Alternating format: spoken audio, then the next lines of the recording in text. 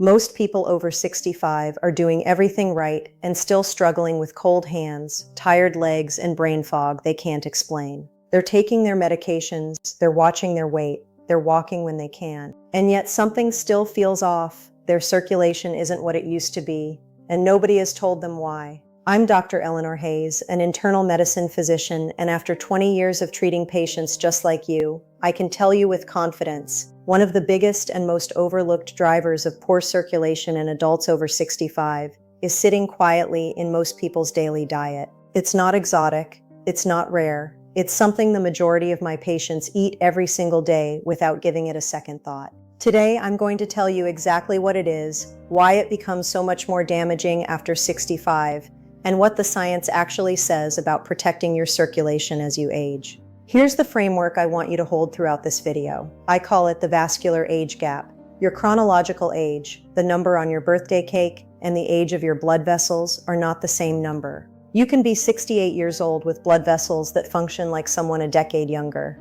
Or you can be 68 with vessels that are working like they belong to someone much older. Everything we talk about today either widens that gap or closes it. Keep that in mind, what circulation actually means after 65 and why it changes. Before I tell you about the food, I want to make sure we're talking about the same thing because poor circulation is one of those phrases people use constantly without really understanding what's happening inside the body. Here's what most doctors don't have time to explain. Your circulatory system is essentially a delivery network. It carries oxygen and nutrients to every cell in your body, your heart, your brain, your muscles, your skin, your organs, and carries waste products away. When that network is working well, you feel it. Good energy, sharp thinking, warm extremities, legs that don't ache after a short walk. When it's not working well, you also feel that. Cold feet and hands, leg heaviness or cramping, fatigue that sleep doesn't fix, brain fog, slow wound healing, even changes in skin color or texture on the lower legs. Now here's where the vascular age gap becomes real. After 65, several things happen simultaneously in the cardiovascular system. The walls of blood vessels naturally become stiffer and less elastic. The inner lining of blood vessels, called the endothelium, becomes more vulnerable to inflammation and damage. Blood itself can become slightly more prone to sluggishness. These are normal aging processes, but they are dramatically accelerated or dramatically slowed by what you eat every single day. Which brings me to the one food I need to tell you about. Stay with me, because I'm also going to tell you what to eat instead, and the difference it can make is genuinely remarkable. The one food, and why it's so damaging after 65. The food is ultra-processed seed oils, specifically the refined vegetable and seed oils found in the vast majority of packaged, fried, and fast foods. I want to be careful here because this is a nuanced topic, and I refuse to be alarmist. So let me be precise. I'm not talking about olive oil. I'm not talking about avocado oil. I'm not even talking about occasional use of any oil in home cooking. I'm talking about the industrially refined oils, soybean oil, corn oil, cottonseed oil, sunflower oil in its refined form, that are used in enormous quantities in packaged snack foods, commercially fried foods, processed baked goods, fast food, many bottled salad dressings, and most restaurant cooking. Here's why this becomes specifically more damaging after 65. These oils are extremely high in omega-6 fatty acids. We do need some omega-6 in our diet. That's not the issue. The issue is the ratio. Research suggests that for most of human history, people ate roughly equal amounts of omega-6 and omega-3 fatty acids. Today, the average Western diet contains anywhere from 15 to 25 times more omega-6 than omega-3.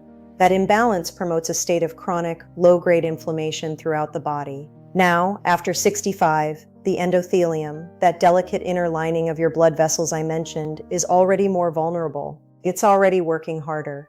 And chronic inflammatory signals from dietary imbalance act like sustained friction against vessel walls that have less resilience to absorb it. Multiple large studies have examined the relationship between refined oil consumption, inflammatory markers, and cardiovascular outcomes.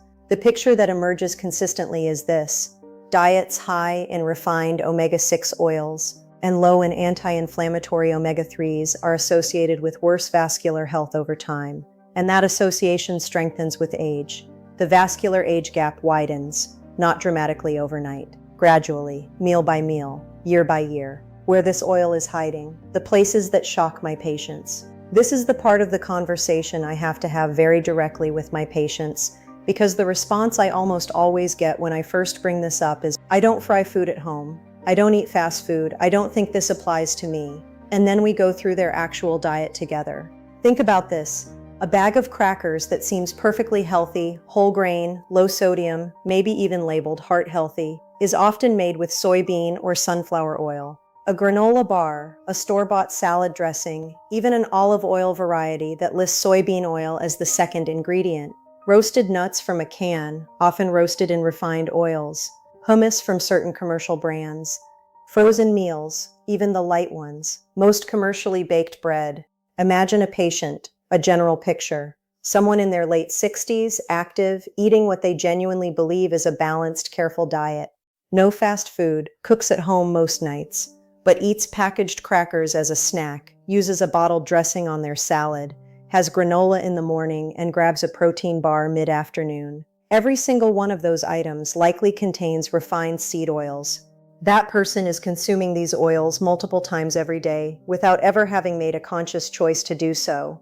This is not about fear, this is about awareness. Because once you know where it hides, you have real power to change it. What happens to your blood vessels when inflammation becomes chronic? Let me bring this back to the biology, because understanding the mechanism gives you a reason to act, not just a rule to follow. When refined omega-6 oils are metabolized in the body, they produce compounds called pro-inflammatory eicosanoids. Under normal circumstances, a healthy system balances these with anti-inflammatory compounds. But when the ratio is heavily skewed toward omega-6, that balance breaks down. In the walls of blood vessels, chronic inflammation does several specific things. It damages the endothelium, making it stickier and more permeable. It promotes the buildup of plaques in arterial walls. It impairs the vessel's ability to dilate and constrict properly in response to the body's needs. And it affects the behavior of platelets, the cells involved in clotting. After 65, when vessel walls are already less elastic and the endothelium is already more vulnerable, this process accelerates the vascular age gap in a very real, measurable way. Here's something that puts this in perspective. One of the most consistent findings across cardiovascular research is that the Mediterranean-style diet is associated with significantly better vascular outcomes in older adults. The omega-3 to omega-6 ratio in that eating pattern is far more balanced than the standard Western diet. The difference between those two dietary patterns for someone over 65 is not trivial. Research suggests it may be one of the most impactful dietary factors affecting vascular aging. The better oils, and how to make the switch without overhauling your life. I want to be very clear, I am not asking you to transform your kitchen overnight. That's not sustainable, and it's not necessary.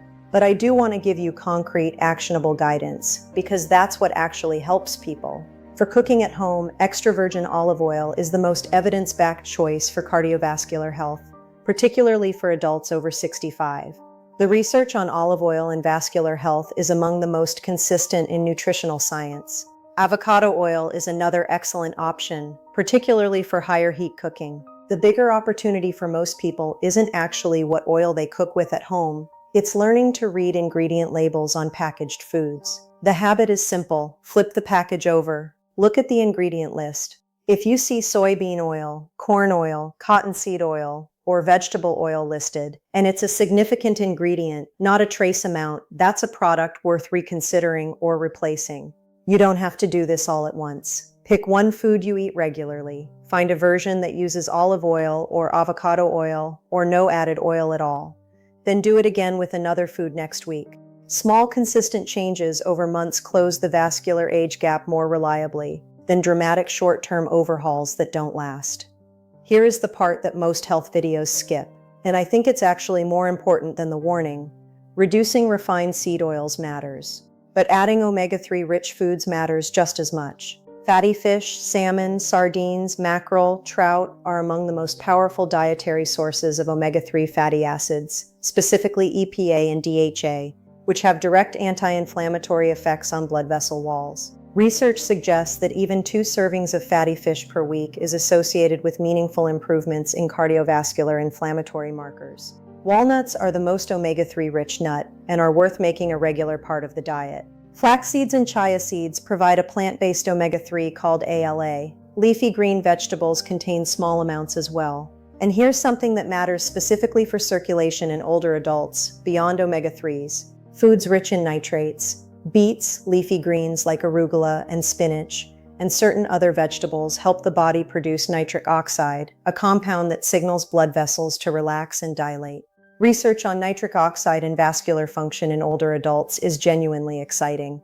The body's ability to produce nitric oxide declines with age, and diet can meaningfully support that process. This is the positive vision, not a list of things to avoid. A plate that actively supports your blood vessels, reduces inflammation, and helps close the vascular age gap in your favor. Here are 3 questions worth bringing to your next appointment. Number 1. Can we check my inflammatory markers like CRP and talk about whether my diet might be contributing to vascular inflammation? Number 2. Given my age and cardiovascular history, is there a specific omega-3 intake level you'd recommend? And should I be getting it from food, supplements, or both? Number 3. Are there signs in my current blood work or physical exam that suggest my circulation needs more attention than we've been giving it? These questions open doors. Most physicians are glad when patients come in thinking at this level. Your blood vessels are not just aging passively, they are responding every single day to what you eat, how you move, and how you live. The vascular age gap is real, and it is not fixed. You have more influence over it than most people realize. The goal today was never to frighten you about one ingredient. It was to give you something better, clarity. Because when you understand what's actually happening inside your body and why certain foods accelerate that process while others slow it down, you're no longer guessing. You're making informed decisions. Decisions that compound over time into real measurable differences in how you feel and how you function. I've seen patients in their 70s make dietary adjustments and notice real changes within weeks in their energy, their leg comfort on walks, their mental sharpness, not because of a miracle, because they gave their vessels what they needed and stopped giving them what they didn't. If this video gave you something useful, please subscribe. Every week, I share research-backed insights designed for adults who want to understand their health, not just manage it. Leave your questions in the comments. I read every one. You have more power over how you age than anyone may have told you. Use it. This video is for educational purposes only and does not replace the advice of your personal physician. Please consult your healthcare provider before making any changes to your diet, medications, or health routine.